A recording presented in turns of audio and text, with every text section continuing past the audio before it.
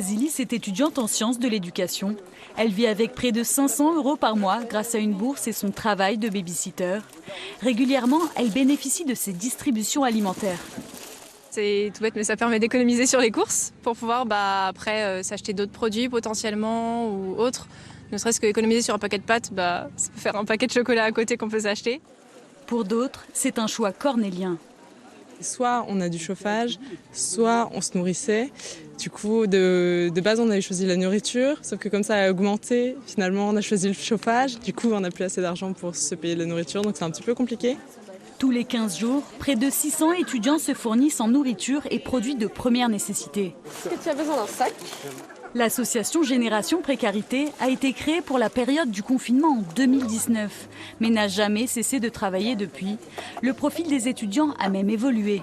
En fait, quand on a commencé les distributions, on avait beaucoup, en fait 75% à peu près d'étudiantes et d'étudiants étrangères et étrangers qui venaient en distribution. Au fil du temps, on a de plus en plus d'étudiants français qui viennent. C'est en train de s'instaurer en fait comme une routine dans la vie étudiante.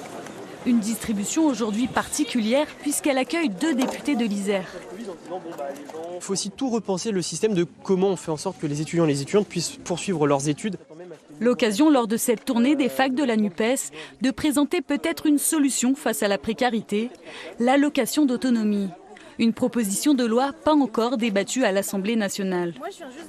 L'allocation d'études, c'est un peu plus de 1 000 € par mois qui serait destinée à l'ensemble de la jeunesse à partir de 16 ans pour ceux qui sont dans l'enseignement supérieur et donc permettre à l'ensemble des jeunes gens de ce pays de pouvoir faire leur choix en matière de formation et de construire leur vie comme ils souhaitent la construire.